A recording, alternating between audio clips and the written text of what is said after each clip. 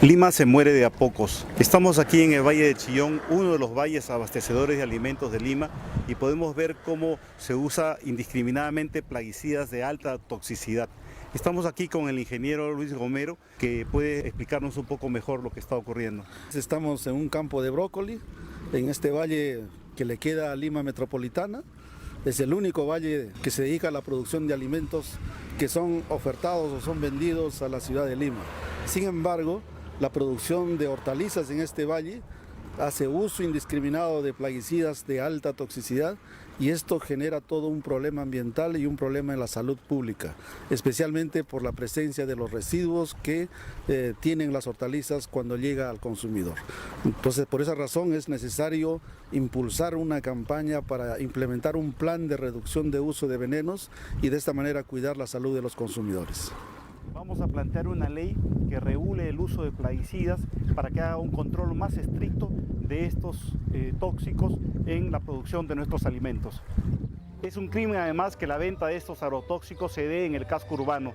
Debemos normar para que estas tiendas salgan del casco urbano y no afecten así la salud de las personas. Para sembrar ese camino mejor, el 26 de enero marca la flor del Frente Amplio y escribe el 9 de David Roca Basadre.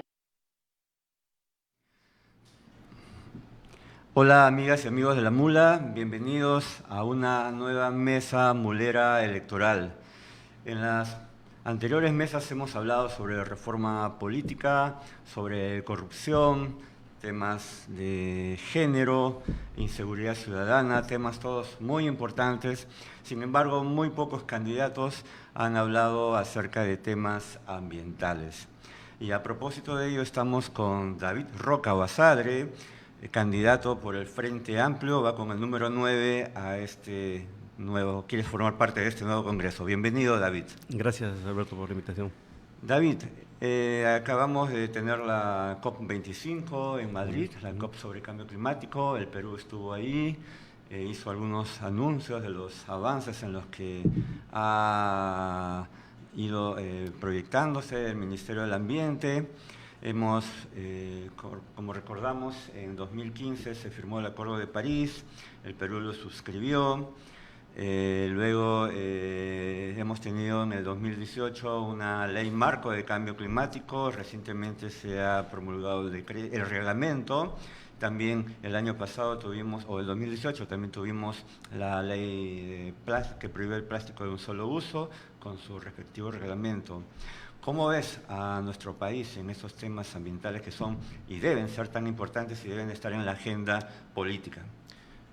Sin dudas hay aportes importantes, recientes, ¿no? Como por ejemplo la ley de cambio climático, un poco general, pero en fin, normal las leyes son así, el reglamento tiene que especificar más las cosas. La ley de plásticos vemos que se está implementando de a pocos, ¿no? Algunas resistencias, pero vamos avanzando. Y lo importante es que entre la población, que es lo más importante de todo, entre la población hay una especie de consenso sobre el tema de la ley de plásticos, ¿no? Eso es bien bonito. Y sin embargo, yo creo que los problemas bien tienen que ver con un poco por la concepción de que se tiene, que se ve clarísimo en las contribuciones del Perú a los acuerdos sobre cambio climático, y es que creo que se vive un poco también en esto, se hace mucho mayor énfasis a los temas que son, en un país que tiene muy pocas emisiones, a aspectos que tienen que ver con mitigar esas emisiones en situaciones muy parecidas a los países que son grandes productores de gases de efecto invernadero, ¿no?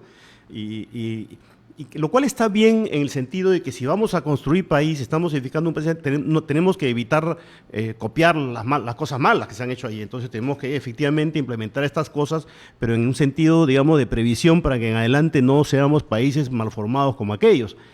Pero olvidamos en lo inmediato, nos limitamos, por ejemplo, al tema de bosques, prácticamente nos limitamos al tema red, ¿no?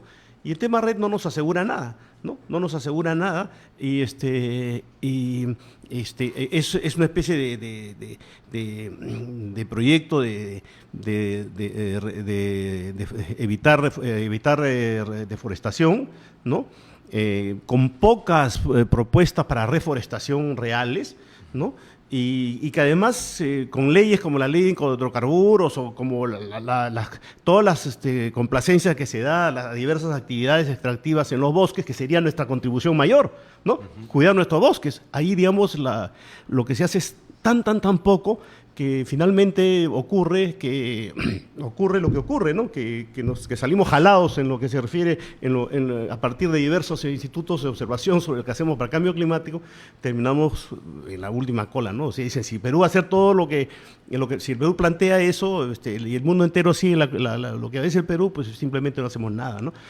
David, entre lo que he visto de tus mensajes en redes sociales, hay dos mensajes que me han llamado la atención. Uno que dices, para que Lima esté bien, el resto del Perú debe estar bien. Y por ello plantearías una nueva ley de descentralización, dando poder a las regiones. Cuéntanos, por favor. Sí, Lima está sobrepoblada, ¿no? Son 2.800 kilómetros cuadrados, hay 9 millones de habitantes, ¿no? Nuestra huella ecológica es de casi 108.000, 109.000 kilómetros cuadrados, una barbaridad, ¿no? O sea, nos comemos eso de país. Tenemos que estar trayendo agua desde el Mantaro, otras bases de lejos, porque la población está acá.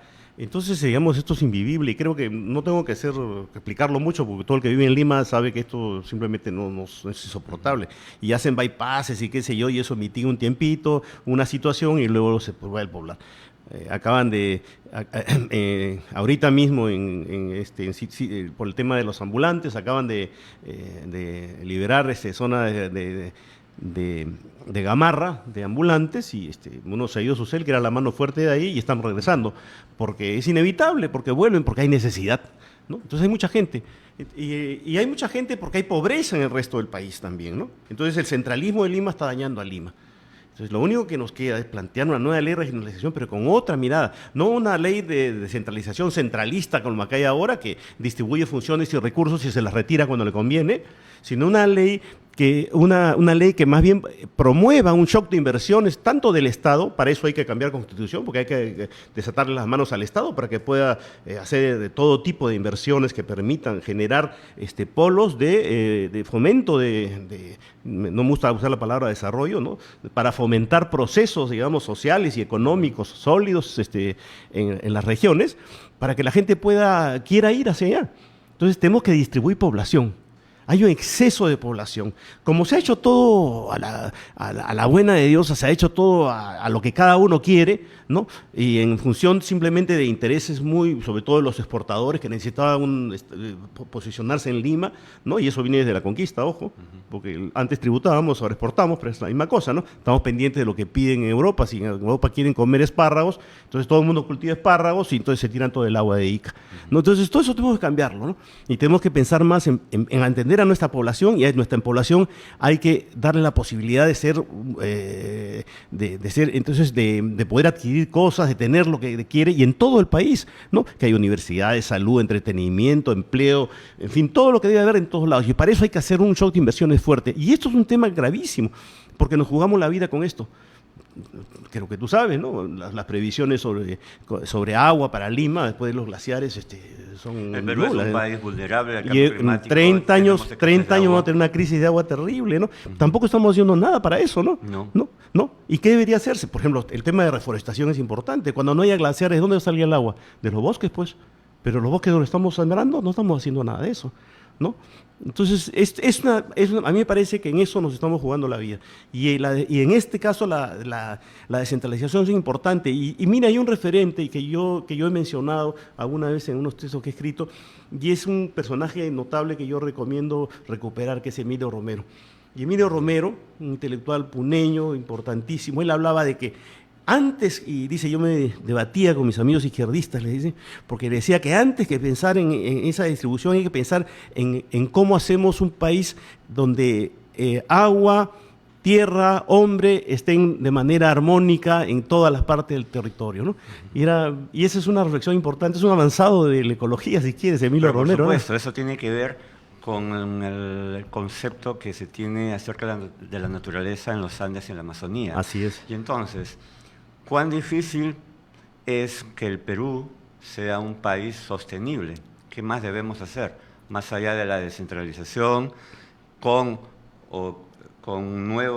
cambios en la Constitución o no, pero tenemos que apuntar hacia un país sostenible. Claro. ¿Qué es lo que planteas ahí? Obviamente que las inversiones que deben hacerse para poder descentralizar el país en todos los sentidos, poblacionalmente también, deben ser inversiones de tipo sostenible, ¿no? Ahora, esto no es volver a Tahuantinsuyo, lo que voy a decir, ¿no? Tahuantinsuyo era un estado que existía acá, y cuando vienen los españoles, y además que funcionaba para atender a la población que tenía dentro del país, ¿no es cierto? Y estaba construido de esa manera, ¿no? Cuando viene el conquistador, lo que hace es construir un país a su antojo, lo llama Perú, pues un invento del conquistador, y lo construye de otra manera, lo organiza de otra manera, en función de todos de extraer y sacar, ¿no? Sacar y para afuera, como han hecho en todas las colonias de todo el mundo, ¿no?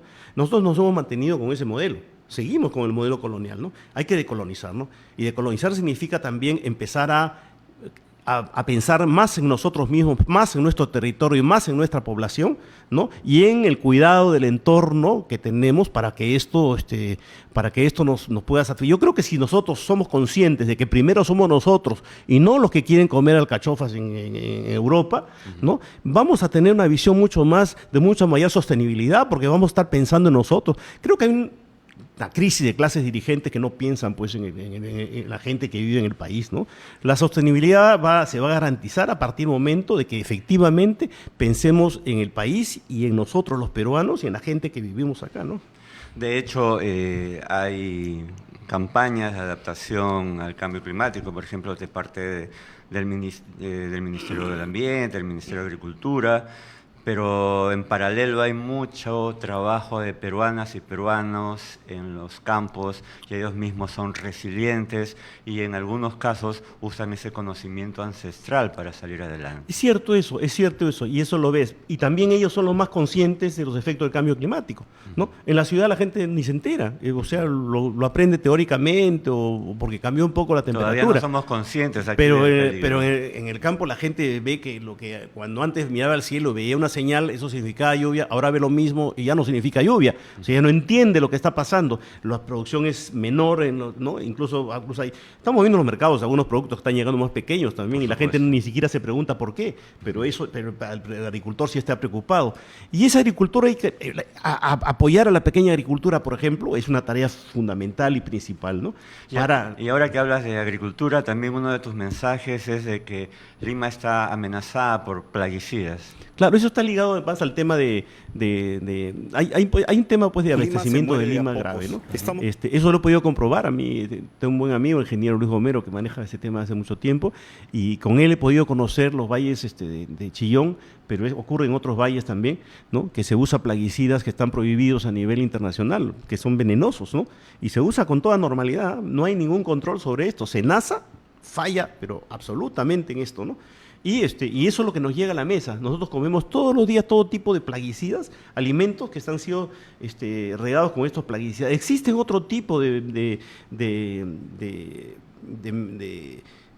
cosas que se pueden utilizar, incluyendo lo orgánico, ¿no? Pero no tiene por qué ser orgánico. Hay otro tipo de cosas naturales que se pueden utilizar para combatir las plagas y no se usan, ¿no? Porque esto resulta mucho más cómodo. Estos plaguicidas además afectan nuestros suelos, ponen en peligro nuestra alimentación y nuestra además salud. Contribuyen a los gases de efecto invernadero. Y al cáncer, y a la incidencia de cáncer, ¿no? Si tenemos más cáncer es también porque estamos consumiendo estas cosas, ¿no?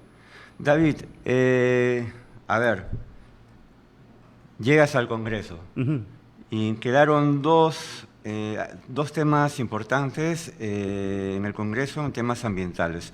Uno es el proyecto para modificar la ley de hidrocarburos y el otro es el documento que envió el Poder Ejecutivo para que el Congreso peruano firme el acuerdo de Escazú, un acuerdo que lo firmamos en 2018 y que tiene que ver con la atención e importancia sobre la democracia ambiental, la transparencia ambiental, de atender a los defensores y a las defensoras ambientales.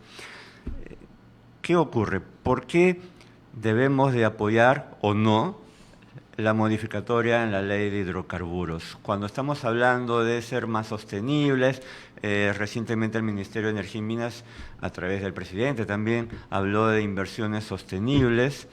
Sin embargo, los hidrocarburos, diríamos, los estamos viendo como el lado fósil. En otros países están cada vez alejándose más de los hidrocarburos. ¿Cómo ves este proyecto? ¿Qué harías tú de llegar al Congreso? Sí, obviamente que hay que traer es un documento que es un enorme retroceso en muchas cosas, ¿no? El quitarle, el obligar al MINAMA a estarle consultando al Ministerio de Energía y Minas cada cosa que hace también como que es un exceso, una barbaridad, ¿no? Las limitaciones a las consultas de los pueblos afectados también. O sea, hay una serie de medidas que representan un enorme retroceso. Esa ley requiere una revisión completa, ¿no? Y yo diría que aún más. Porque yo plantearía, y creo que sobre eso hay mucho acuerdo, hay un sector importante que me apoyaría. Yo plantearía que, por ejemplo, en términos justamente de cuidado de bosques, debería retirarse toda explotación petrolera en la Amazonía. Mi propuesta es bien radical en ese sentido, ¿no? No debe haber explotación más. Y creo que además las poblaciones que hace 40 años que están siendo afectadas por la explotación petrolera, que viven en situaciones pero infames, yo he visto eso y es para llorar, te cuento, 40 años, pero que son indios, pues no le importa a la gente porque son indios, disculpa, pero es verdad eso, ¿no? Entonces son pueblos indígenas que están siendo afectados por esto durante años, que viven ahí chapoteando entre petróleo, ¿no? Con problemas de salud gravísimos, problemas de educación, les hacen promesas a cada rato y no hacen nada. Eso debe parar y yo creo que habría que plantear una ley, así como hubo para el norte después de la catástrofe del terremoto, por la cuestión del niño, ¿no? Sí, lo del niño. Lo que hay que hacer es también una ley igual, de la misma manera, para recuperar esos suelos hasta donde se pueda y para apoyar a esas poblaciones y detener la extracción petrolera en el lote 192, que será muy importante, pero por Dios, yo creo que hay cosas más importantes que eso. Ciertamente el lote 192 es el más importante del país. Yo sé. Y yo sé lo que estoy diciendo, Por supuesto, yo también he estado allá en Andoas, he pisado, he sacado barra llena de crudo. Y el 64 ¿no? En Datem también, Por ¿no? supuesto. Claro, los peruanos amazónicos que tienen los mismos derechos que los que vivimos en Lima. Pero estamos repitiendo lo del caucho, ¿sabe? Yo recuerdo que recuerdo haber leído que cuando a Leguía le pidieron que extraditara a Julio César Arana, que fue el gran torturador y asesino en la época del caucho, respondió que no, y se murió en la cama porque decía y lo dijo, que el caucho era muy importante para la hacienda pública. Exactamente, estamos haciendo ahora eso, ¿no? O sea, ¿qué importa? Yo he estado en reuniones acompañando a dirigentes de las 5 cuencas que estamos afectadas, ¿no? Con mi amigo José Fachín, los he acompañado a hablar a la oficina del ministro, del ministerio, les he hecho esa compañía. Y he escuchado las promesas, pero también he visto cómo además los han engañado flagrantemente y les han puesto, han querido, los temas de sanitarios, por ejemplo, los han arreglado de una manera desastrosa. O sea, es jugar con la vida de las personas, ¿no? Yo los he visto llorar indignados, llorar de rabia, de indignación de ahí delante de los funcionarios. Es una cosa es una impotencia tremenda. Muchas veces vienen los líderes amazónicos a Lima para una reunión con algún funcionario y finalmente se reúnen con otra persona. José es un caso notable, él es el sobreviviente de una familia de 11 hermanos, todos muertos jóvenes por esto, por este envenenamiento. No es posible, ¿no? No es posible que seamos tan indiferentes. Bueno, y también hay el tema de los pasivos ambientales, ¿no? Así es. Aproximadamente hay más de 8.000 pasivos ambientales en el Perú, chicos, grandes, medianos, pero... Se lavan las manos, ¿no? Y la ley de hidrocarburos contempla además que eso lo financia el Estado. Es una barbaridad eso, ¿no? Es una barbaridad, eso no podemos permitir. Eso, mire, yo soy fuerte, eso es traición a la patria, porque es que hay que definir patria. Patria es la gente, no es la bandera, el himno, todo eso es respetable, son nuestros símbolos, pero eso no es la patria. La patria es la gente y la patria es la tierra, el territorio, eso es la patria, ¿no? Y eso es lo que tenemos que proteger. Sin gente, sin territorio no hay patria. Y tenemos que estar todos juntos en eso, ¿no? En eso sí yo soy clarísimo. Creo que es un tema que realmente me afecta mucho, pero por ahí hay que ir con mucha fuerza, sí. David, el otro tema que te comentaba era el acuerdo de Escazú, que debería de firmarse en el Congreso. De todas maneras, ¿no? Eso es una de las primeras cosas que habría que ratificar, ¿no? En todos los aspectos de información, ¿no? Y también la protección de los defensores ambientales, que es, ya hemos visto la cantidad de personas que son asesinadas por estas causas en nuestro país también, ¿no? Pero no solamente se trata de que haya defensoras y defensores ambientales, tanto indígenas como colonos o como cualquier otro profesional que se dedica a defender, sino que también pareciera de que muchos temas ambientales e incluso científicos no son de interés de los políticos. Y es más, hay el interés de evitar que se entienda que se tratan de temas profundamente políticos y no solamente técnicos, ¿no? Entonces tú ves los grandes diarios que llevan cambio climático, llevan los temas ambientales, los llevan al área técnica de sus secciones y no se dan cuenta que es un tema profundamente político, ¿no? Cuando planteo lo de descentralización, creo, porque abarca todas estas cosas al mismo tiempo, ¿no? Abarca también, por ejemplo, para el cambio climático, yo creo que las poblaciones afectadas deben ellas mismas hacer los diagnósticos, no quieren empoderarlas para que hagan diagnósticos, porque si les empoderan para que hagan diagnósticos, obviamente que van a salir con un montón de demandas si no quieren bulla, ¿no? Es un tema profundamente político y eso es lo que ellos quieren evitar porque saben que va a afectar intereses inmediatos de corto plazo de personas totalmente indiferentes con el resto de la población, ¿no? Y también hay temas como ciertos lobbies vinculados con la madera. Ha habido pactos, hay acuerdos entre organizaciones civiles y gobiernos regionales en los que supuestamente se señalan de que va a haber un manejo adecuado y legal de la madera. Sin embargo, cada cierto tiempo se detienen camiones que llevan madera extraída de manera ilegal y sin embargo con documentos que aparentemente están en regla. Ahí hay toda una mafia en torno de un sector de la madera. Eso uno lo ve a simple vista. Yo esto lo he visto en la Amazonía, lo he visto en Pomac, cómo salen en los bosques secos también. O sea, esa es una práctica habitual, parte de la informalidad y de la corrupción también, ¿no? Porque todas estas personas que se hacen la vista gorda, obviamente, que están recibiendo la suya para permitir que esto ocurra, ¿no? Es parte del descontrol, del desgobierno que existe, ¿no? Un desgobierno que nace también de la indiferencia, ¿no?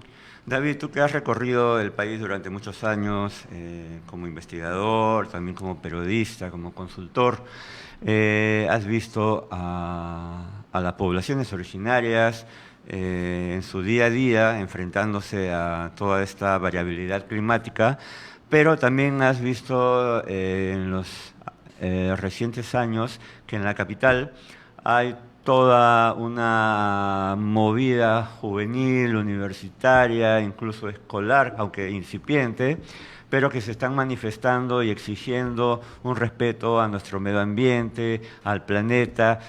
De hecho, se suman también a la joven sueca Greta Thunberg. ¿Cómo ves a la juventud en el Perú en estos temas? Mira, yo no sé qué dirán de esa niñita, pero yo la quiero mucho. Porque está poniendo un tema en la agenda. Sí. La acabo de ver en Madrid y es evidente el afecto hacia ella. Sí. A mí me alegra muchísimo esto, ¿eh? Me alegra muchísimo de que empiece a haber un despertar, pero no es suficiente. Y creo que los adultos no están cumpliendo su papel acá. Y creo que los jóvenes por su cuenta por sí mismos se están dando cuenta de estas cosas, ¿no? Yo quiero llegar al Congreso y yo no tengo mucha vocación de congresista, sinceramente, pero quiero llegar al Congreso. De todas maneras quiero llegar al Congreso. ¿Por qué? Porque el Congreso me va a dar un espacio, un altavoz, ¿no? Una bocina desde la cual yo pueda hablarle a la sociedad y decirle, este es el tema más importante de todos. O cuidamos la casa mayor, como le llama el Papa Francisco, o nada y más importa. ¿Qué te importa? Si tú sales de tu casa, vas a atenderla, vas a trabajar y qué sé yo, sabes que tu familia está segura en una casa. Cuando regresas, si sabes que están en la calle, simplemente no vas a poder trabajar, no vas a poder hacer nada. Eso es lo que nos está pasando, ¿no? Como dice esta niña, la casa se está cayendo, se está quemando. Y hay que atender eso, y eso es lo más importante, es la primera de las tareas, es la primera cosa. Y yo creo que solamente con un gran movimiento poblacional, con una gran movilización poblacional, es que haremos que aquellos que toman decisiones se den cuenta de que eso es lo que tienen que atender en primer lugar. quiero ir al Congreso para eso, para eso. Gracias, David. Amigas y amigos de La Mula, como hemos escuchado y visto, el tema ambiental debería ser un tema que realmente esté en agenda, no de vez en cuando, sino de manera constante. Cada vez nos enfrentamos, y lo dice la ciencia, y lo niega Trump seguramente y otros seguidores de él, pero el planeta necesita de nosotros, así como nosotros contribuimos a que esté caliente, a que haya deforestación y más, nosotros también podemos contribuir desde nuestros oficios, profesiones, de donde estemos, y haciendo lo que hagamos, podemos contribuir en su beneficio. David Roca es un candidato peruano, es un candidato que quiere hacer algo por el medio ambiente del Perú, pues de ustedes dependerá. Muchas gracias por habernos seguido.